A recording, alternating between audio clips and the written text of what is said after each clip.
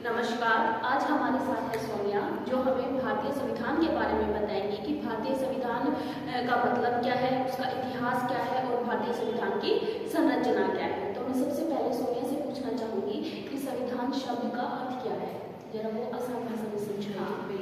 देखिए, संविधान शब्द का अर्थ, संविधान जो शब्द है वो दो शब्दों के मेल से बना है, सम प्लस विधान। ठीक है, सम का मतलब होता है ऐसे जुड़ा हुआ इकट्ठा, और विधान होता है बहुत सारे नियम और कानून। ठीक है, जब हम बहुत सारे नियमों और कानूनों को एक जगह इकट्ठा कर देते हैं तो हम उसको संविधान कहते हैं। तो ऐसे ही जो संविधान होता है वो दो तरह का हो सकता है, लिखित भी हो सकता है और अलिखित भी हो सकता है। लिखित का मतलब होता है कि हमारे पास कोई डॉक्यूमेंट्स है जिसमें हमने सारे नियम और कानूनों को लिखकर एक जगह रख लिया, वो तो हो जाता है हमारा लिखित संविधान। और दूसरा होता है अलिखित संविधान। किसी किसी समाज में बहुत सारी परंपराएं होती है ना, उनके कुछ नियम होते हैं जो कहीं लिखे नहीं होते, बस वो चलते रहते हैं, तो वो भी एक अच्छा संविधान हो सकता है परंपराओं के आधार पर भी, तो उसे हम अलिखित संविधान कहते हैं। इसलिए संविधान दो तरीके के हो सकते हैं। अब आपने संविधान शब्द को बड़े आसान शब्दों में हमें बताया हमारे दर्शकों को।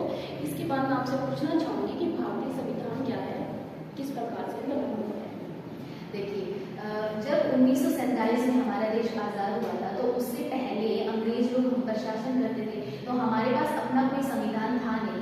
तो जो अंग्रेज थे वो समय समय पर एक्ट लेकर आते थे। ठीक है, तो उन एक्ट में कुछ नियम होते थे, उनके अनुसार ही हमारे देश पर शासन करते थे। उन्हें समय और परिस्थिति के अनुसार वो बदलते भी रहते थे, पर ज़्यादातर उसमें भेदभावपूर्ण होते थे। तो जब हमें स्वतंत्रता मिली 1947 में, तो जो हमारे बड़े बड़े नेता थे, स्वतंत्रता सेनानी जो लोग थे, उन्होंने डिसाइड किया कि हमारे अपने भारत देश का भी एक संविधान होना चाहिए, एक आदर्श संविधान होना चाहिए, जिसके अनुसार हम अपने देश में शासन को अच्छे से सुचारू रूप से चला सकें। तो ऐसी जरूरत हम लोगों को महसूस हुई। तो 1946 में एक संविधान सभा का गठन किया गया था। संविधान सभा मतलब कुछ लोगों की एक सभा थी जो इकट्ठी की गई, जिन्होंने मिलकर हमारे संविधान को लिखा बनाया। तो ये 1946 में बनाई गई थी, संविधान सभा बनाई गई थी।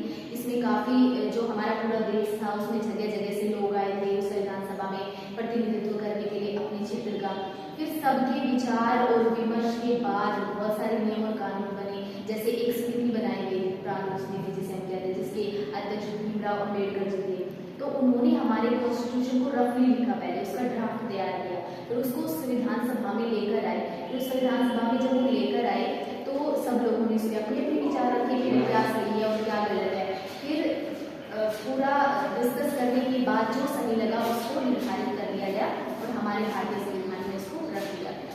तो इस तरीके से हमारा भारतीय संविधान बना। अब आप हमारे दर्शकों को ये बताइए कि हमारे भारतीय संविधान की संरचना कैसी है। हमारे भारतीय जो संविधान है उसकी संरचना कुछ इस प्रकार है कि जो पूरा डॉक्यूमेंट्स है उसमें कुल मिला के 395 आर्टिकल है और अपनी 8 अनुसूचियां हैं और 22 भाग हैं। देखिए, समाज बदला और स्थितियां भी बदली, उसके अनुसार कुछ उसमें ऐड भी किया गया और कुछ घटाया गया।